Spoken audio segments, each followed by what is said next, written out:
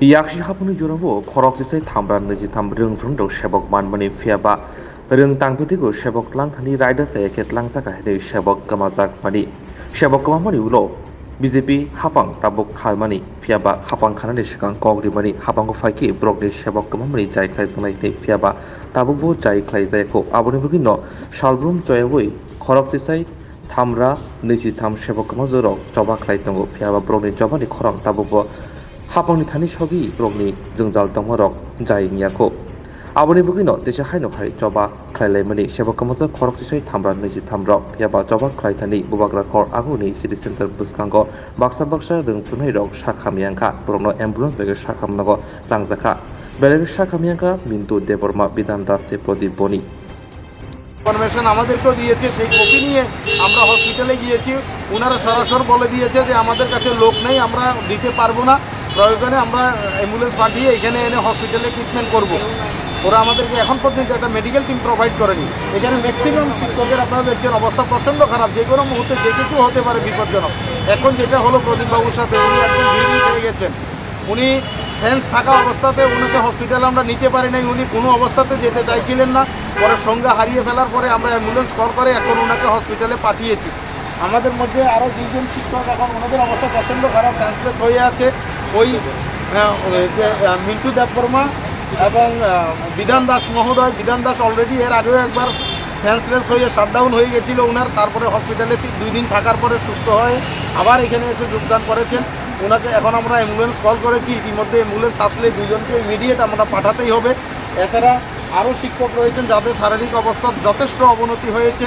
এই অবস্থাতে আমি সরকারের এবং প্রশাসনের দৃষ্টি আকর্ষণ করতে চাই যে এইভাবে আমরা কতদিন পরে থাকব। আমাদের কাছে অন্য কোনো রাস্তা নেই। আমরা বারবার করে 2017 সাল থেকে এই কথাগুলো বলে আসছি, আমাদের প্রতি অন্যায় হয়েছে, ইনজাস্টিস হয়েছে। আপনারা চাইলে 30 মিনিটের মধ্যে একটা ক্যাবিনেট মেমোরেন্ডামের মাধ্যমে সেই 37-38 জনের সংখ্যাটাকে বাড়িয়ে কোথাও 10,323 করে দেওয়া হয়েছে। একটা ক্যাবিনেট মেমোরেন্ডামের মাধ্যমে আমরা দেখেছি বিগত দিনে যখন যে মন্ত্রী মিনিস্টারদের তাদের যে এমএলএদের ভাতা ছিল 17,000 টাকায়, সরকার ক্ষমতাতে আসার সাথে সাথে একটা ক্যাবিনেট মেমোরেন্ডামের মাধ্যমে সেই 17,000কে 36,000 টাকা করে দিতে পেরেছে। আমরা সরকারকে বারবার বলার চেষ্টা করেছি, এটাও একটা ক্যাবিনেট মেমোরেন্ডাম, 9,853 নম্বর ক্যাবিনেট মেমোরেন্ডাম, যেই মেমোরেন্ডামের বলে আপনারা এই 38-এর সংখ্যাটাকে 10,323 বানিয়ে দিয়েছেন। আপনারা চাইলে একটা ক্যাবিনেট মেমোরেন্ডামের মাধ্যমে ওই মেমোরেন্ডামটাকে বাতিল করে আমাদেরকে বিদ্যালয়ে পাঠাতে পারেন, এখানে কোনো জটিলতা নেই।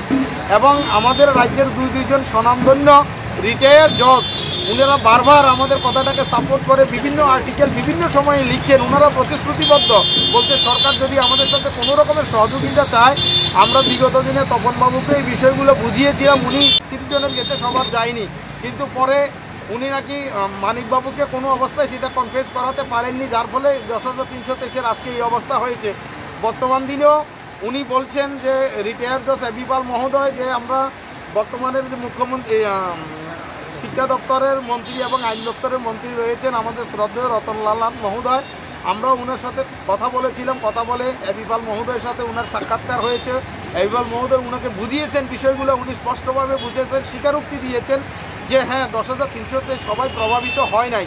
আর যদি এখানে কিছু একটা করা গেলে, যেহেতু সুপ্রিম কোর্ট পর্যন্ত গেছে, ম্যাটারটা একটু জটিল হলেও এটা করা যেতে পারে। তখন এবি পাল মহোদয় ওনাদেরকে স্পষ্টভাবে বলেছেন যে কীভাবে এটাকে ওভারডিউ করে সেই যে ক্যাবিনেট মেমোরেন্ডামটাকে বাতিল করে একটা নতুন মেমোরেন্ডামের মাধ্যমে, বলছে কোর্টেও যেতে হবে না, একটা ক্যাবিনেট মেমোরেন্ডামের মাধ্যমে এদেরকে রেস্কিউ করা যায়। কিন্তু আমি জানি না কেন, কোন অজ্ঞাত কারণে বিগত সরকার যেরকম আমাদের মধ্যে চুক্তি করে বসেছিলেন, বর্তমান সরকারও বিলকুল চুক্তি মেরে বসে আছেন, আমাদের ব্যাপারে কোনো মুখ খুলছেন না।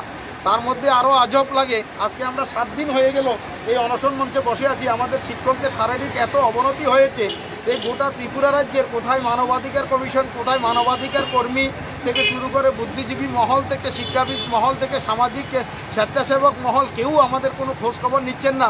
ধন্যবাদ জানাই আপনাদের মিডিয়ার লোকেদেরকে, কমসে কম আপনারা এসে এই সময়ে এই জিনিসগুলো কভার করছেন, ওদের নজরে দৃষ্টিগোচর করার আপনারা বারবার চেষ্টা করছেন।